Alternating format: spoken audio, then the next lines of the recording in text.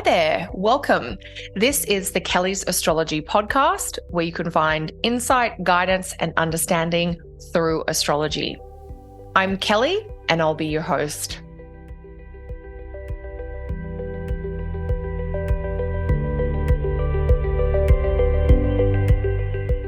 Hi there, and welcome to this week's episode of the Kelly's Astrology podcast. In today's show, I'm going to be talking about the full moon, which is coming up in the sign of Aquarius on Saturday, August 9. So that'll be the topic for this week's show. And there's a variety of insights and themes to share about this full moon based on the element of the sign it's in, the ruling planet of the full moon, plus the aspects that the ruling planet of the full moon is making. So it's a little bit of a kind of like a tapas plate of themes and ideas about this full moon in Aquarius coming up on this second weekend in August. Before we dive into that, I wanted to let you know about my group mentoring program, which is starting on August 26th. This program is perfect for you if you are a newer astrologer or a senior student. Maybe you're a recent graduate of my program or of another astrologer's training program. And what you're looking for is some support to help you build and grow your astrology practice. As part of group mentoring, you will also have the chance to practice and hone your chart skills. And you'll get tips on really practical things like pricing your services, working with clients. And I'm going to share all the things that I suggest you don't bother wasting your time and energy on. So if you're ready to connect, grow, and thrive in your own astrology practice, I hope you can join us for group mentoring. The once-a-year intake is happening right now. So for details, pop over to kellysastrology.com. You'll be able to see whether group mentoring is right for you or to register if you're ready to dive in. Of course, I will share the link to group mentoring in the show notes below as well. All right, so let's get back to this week's full moon in Aquarius. So the details, the practical dates and details. The full moon is at its peak on Saturday, August 9th in most locations.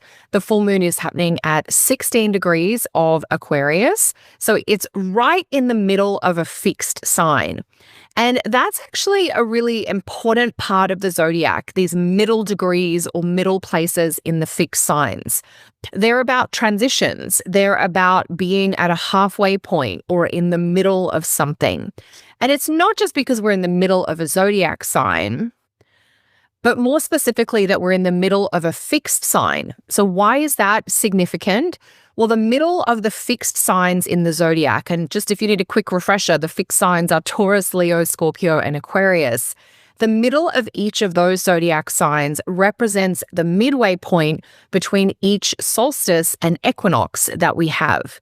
And so this full moon being in the middle of Aquarius kind of taps in to that energy of transition.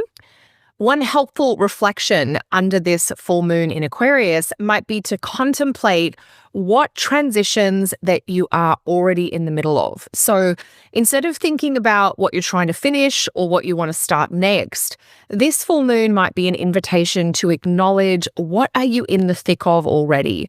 Where have you been? What are you moving away from and where are you going? But really acknowledging that you're in the thick of it. You're in the middle of the process right now. So this is a very simple theme or a simple way of thinking about this full moon, specifically around the middle degrees of a fixed sign, but it might give you some really helpful reflection around what are you in the thick of? What have you already started that you're not finished yet, that you just really want to focus on at this point in time? So with that little idea shared, let's get into some of the more specific astrology of this full moon. First up, the simplest place to start is to think about the element of the sign that the full moon is occurring in. So a full moon in Aquarius, that's an air sign. So this is a full moon that is activating all of those air themes, the intellect, the mind, interpersonal dynamics, community connections, the human experience, and human dynamics, if you like. The air signs all have that humane focus and very focused on humans and human experiences. So we might think about this full moon as being kind of an intellectual full moon, an ideas-oriented full moon. that it really emphasizes mental focus or rigorous intellectual pursuits. It might have a focus on people and on community. And as a result of that very airy, heady energy, this full moon might show where you are disconnected from the body or from your physical needs. When we have this kind of airy perspective, especially when we think about the sign of Aquarius, what you might be tapping into under this full moon is kind of a bird's eye perspective. That idea of really rising above the details or the dramas of a current situation and seeing the whole picture or seeing things from a much bigger, broader perspective.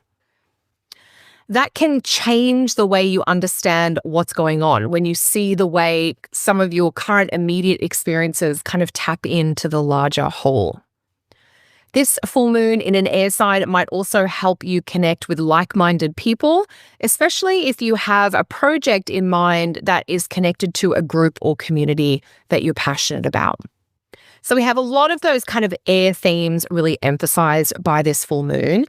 And we know that emotions can really, intensify or grow under a full moon. And when the full moon is in an air sign, we want to do our best to put those feelings into words. We want to find language to help us articulate and express the feelings and the emotions that we're grappling with. So if you do find yourself having a strong response to something under this full moon, see if you can articulate it, if you can find words to speak about what you're managing. And if you don't quite have the situation where you can say it out loud, put pen to paper and channel those feelings into kind of words and ideas on the page. And you'll be surprised at how that really helps you with kind of calming down, but also bringing more understanding into the situation that you're navigating. The next place I love to go look is around the ruling planet of the full moon. And so in Aquarius, the full moon is going to be ruled by Saturn. Saturn itself is in Aries, and that's a tricky place for Saturn. Technically, it's the place of fall for Saturn. So Saturn is dealing with qualities like dejection or disintegration, the idea of not being all the typical Saturn things that we would rely on.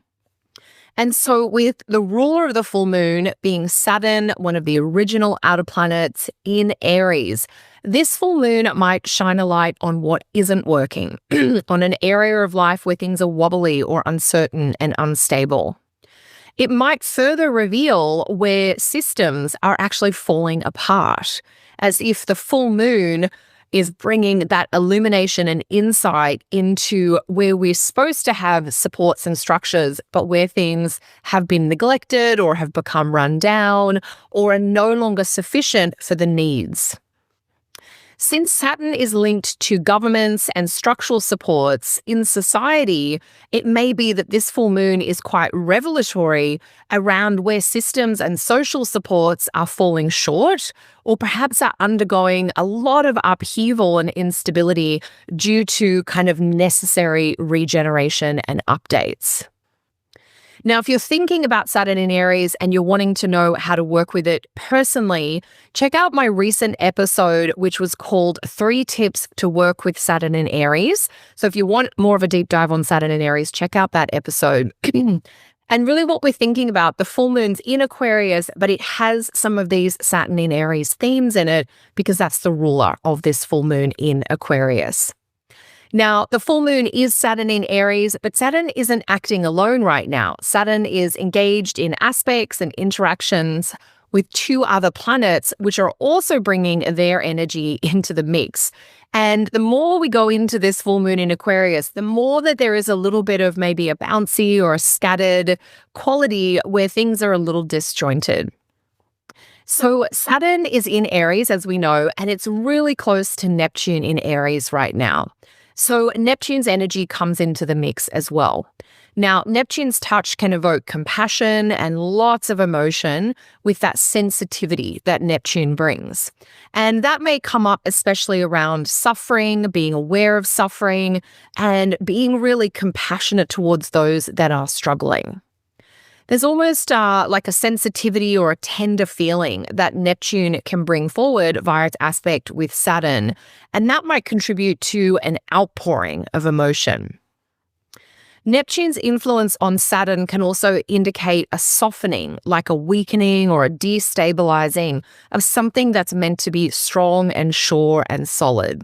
So this combination of Saturn, the ruler of the full moon, with Neptune might mean that the full moon is really revealing or showing where things aren't stable or reliable, where things are not consistent, where things are uncertain. And so that softening or like weakening, it's like Neptune to Saturn is the way, a drip of water can wear away the stone over time, or something that might have been built really securely into the ground, into the earth. And then we've got water that kind of washes away that foundation. And so with Neptune, with Saturn, and Saturn ruling the full moon, we're starting to see where there has been some leaks or some structural damage that we maybe weren't aware of up until now.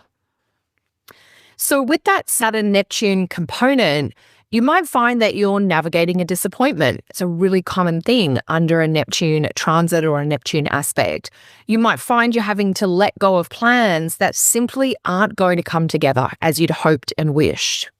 And so with Neptune in the mix here for this full moon, it may be helpful to kind of let go and let things flow where you can or where possible, almost as though you don't want to hold on too tightly to what is kind of being washed away right now. So there could be a cleansing quality to Neptune's influence here, that idea of letting go, things being washed away, maybe being washed clean, but we have to be ready to kind of participate in the release. And so that watershed of emotion could be really potent and really cathartic if you're in a place where it's safe for you to kind of do that release. The other side of Neptune is that some of you might attune to the more mystical qualities of Neptune and its influence on Saturn. And you might instead opt to go inwards, maybe for inspiration, for healing, and to release something that's really been broken for a long time. Maybe you're forgiving yourself for an insecurity that you felt you had. Maybe you're showing some compassion for fears and worries that you've developed out of necessity or for survival over the years. With Saturn and Neptune, there is a side of this that's about forgiveness, that is about kind of being tender with. And so you might become tender with an experience from your past that maybe you've been very rigid or very hard about. You might be tender with yourself, you might forgive yourself for something, or you might adopt a more considerate point of view for the actions of others. Now, whenever we have Neptune in the mix, there's also a clue that imagination might be really useful. And whether you explore that in a spiritual, mystical realm, kind of through meditation or visualization, that can be like more of a creative approach to something that you're really grappling with. The other way we might tap into our imagination could be through creativity in some capacity, through spiritual teachings. You might immerse yourself in a spiritual or mystical type setting. You might opt for a retreat or a type of withdrawal from your regular duties and responsibilities. You might kind of explore a restorative experience that helps with deep rest. Or maybe you're seeking out teachers and mentors or material that moves your soul and really inspires meaningful action. So there's a few different ways that Saturn-Neptune combination can show up. I'd be really curious if you're comfortable to share, to let us know how that Saturn-Neptune influence is showing up for you. Is it that you're dealing with something where there's a disappointment or a letting go or a release? Or are you shifting into that more mystical, imaginative side? Now, Neptune isn't the only planet that is aspecting Saturn. We also have an aspect from Uranus, who is newly situated in Gemini, over to Saturn in Aries. And so there's a tight sextile aspect from Uranus in Gemini to Saturn in Aries. And that aspect has a different quality of energy. It might add some energy or some liveliness. It might highlight the need for a change that is going to bring new freedom. It could, of course, show a shakeup. It is Uranus, after all. Maybe there's a surprising or unexpected development.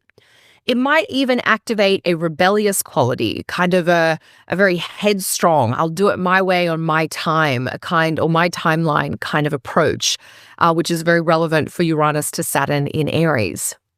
But that Uranus to Saturn aspect might also be the right kind of aspect to help a stuck situation get moving again. So that kind of jump start or that bolt from the blue or that jolt that kind of changes everything really quickly.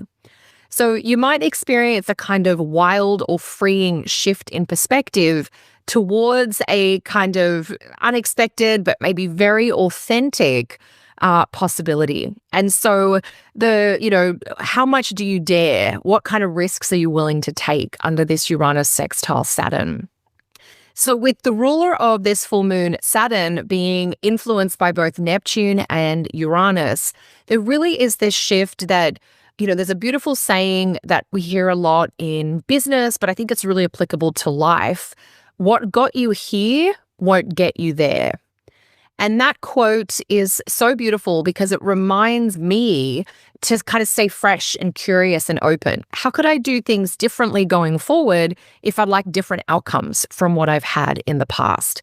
And I think this combination of Uranus, Neptune, and Saturn can really help with that, even at the same time as it might mean stepping into the unknown and away from what is familiar.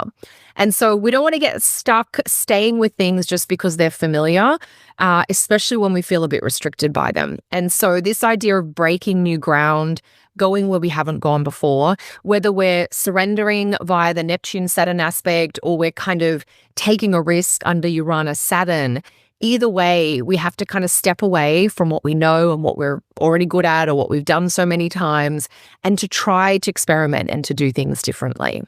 So there really are a few different themes that are coming through for this full moon in Aquarius. There's quite a variety of qualities of energy. And I'd be quite curious to hear what in your chart is being lit up by this full moon in Aquarius. What house is the full moon in Aquarius happening for you? So let us know what transition you're in the middle of in the comments below. So take care, everyone. Enjoy the insights and the breakthroughs, and hopefully you don't have to deal with too much chaos under this full moon in Aquarius with all of those aspects to Saturn. Thanks again for joining me for another show of the Kelly's Astrology podcast. I will see you next time.